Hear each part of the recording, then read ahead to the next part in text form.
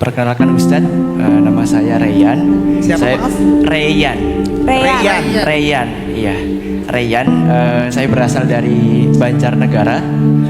Umur saya 24 tahun. Saya izin bertanya Ustadz di sini. Saya tidak tahu ya nanti ini nyambung apa enggak dengan tema. Namun karena memang di sini saya posisi anak terakhir. Nah, di sini saya ingin bertanya, bagaimana menjadi seorang laki-laki yang baik, yang bisa berbakti kepada seorang ibu dan sekaligus menjadi seorang laki-laki yang baik dalam melakukan kewajibannya untuk istrinya. Dan Rayyan udah nikah ya? belum. Dan di sini saya juga mau bertanya Ustadz. Oh, biar persiapan ya. Iya, dan persiapan apa saja yang harus disiapkan oleh seorang laki-laki sebelum dia menikah? Dasar-dasar apa saja yang laki-laki harus punya sebelum menikah? Itu Ustadz, ini sangat luar biasa bagi saya. Dan saya ingin cerita sedikit.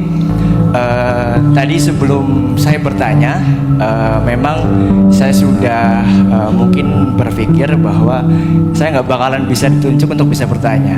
Tapi baru saja, Masya Allah, saya minta doa ke ibu saya. Semoga saya bisa bertanya di kajian hari ini. Kemudian walaupun saya di posisi pinggir dan agak di belakang, semoga saya bisa bertanya. Dan sungguh yang namanya doa ibu luar biasa. Masya Allah. Laki-laki dalam bahasa Arab itu disebut rajul. Sinonimnya al-mar'u. Tapi lebih sering dipakai istilahnya rajul, ar-rijal kalau jamaknya. Apa arti rajul? Rajul itu secara filosofi bahasa artinya maskulin. Jadi bukan tentang jenis dia seorang laki-laki aja, bukan, tapi sisi maskulinnya, itulah rajul. Maka ketika kita membahas tentang laki-laki atau rajul, kita akan bicara tentang sifat-sifat rujulah. Jadi Rayyan, kita semua sebagai laki-laki perlu lebih banyak lagi belajar tentang sifat-sifat rujulah.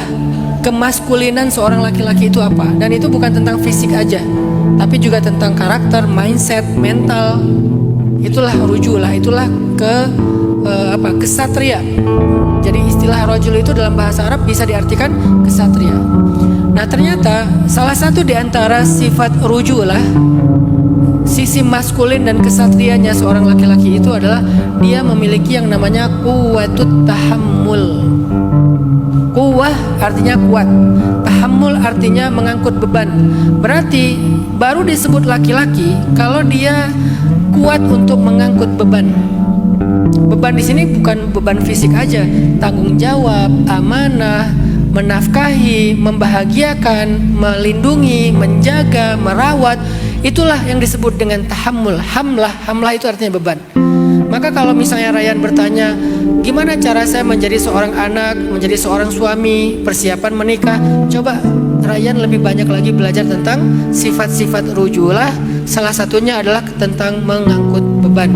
Sehingga kalau ketika Rayyan masih sendiri udah terbiasa mengambil tanggung jawab, mengambil amanah, mengerjakan sesuatu sesuai dengan amanahnya, insya Allah nanti ketika diberikan amanah keluarga, Rayyan udah nggak asing lagi dengan hal-hal yang kayak gitu.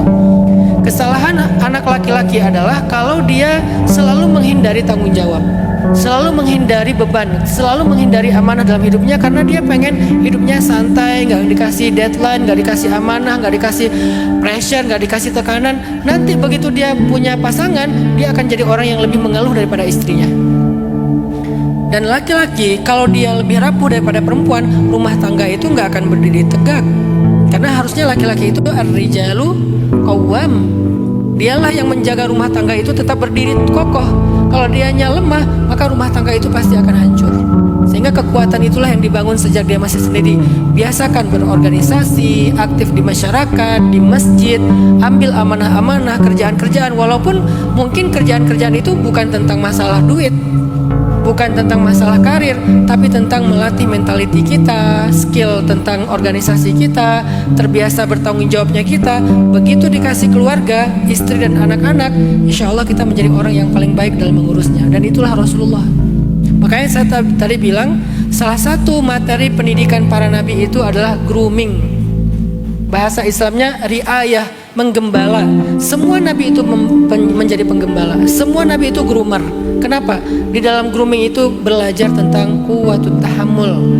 Apalagi di padang pasir dengan suhu yang ekstrim. Terus yang digembalain itu bukan 1-2 ekor onta atau domba, tapi ratusan, ribuan, sampai memenuhi lembah. Itu kan butuh organisasi, manajemen, dan segala hal, leadership, mental, ketahanan. Disitulah Nabi dan para anbiya belajar tentang menjadi seorang rajul.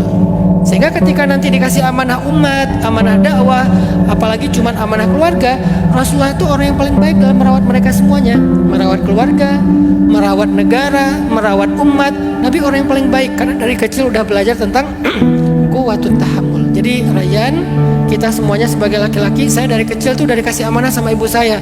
Saya yang nyekolahin adik-adik saya. Ya sebagai anak pertama lah ya. Jadi ayah saya hanya seorang tukang pangkas. Karena kita ayah saya nggak punya penghasilan yang cukup dan nggak stabil. Akhirnya ibu saya selalu bilang, "Bang, abang adalah ayah kedua di rumah. Jadi kalau adik-adik nggak sekolah, abang yang mikirin ya." "Ya mak." Akhirnya dari kecil udah terbiasa tentang amanah adik. Kemudian ketika di Mesir pun saya masih sambil kerja di travel, kerja jual beli dolar sama ponsnya Mesir, atau bikin catering, jualan bakso segala macam. Ya kayak cerita ayah dan cinta lah. Itu emang real, banyak mahasiswa yang kayak gitu. Nah, karena udah terbiasa gitu, begitu dikasih amanah keluarga, saya nggak cuma ngambil satu orang yaitu istri saya ambil dengan keluarga besarnya sekalipun.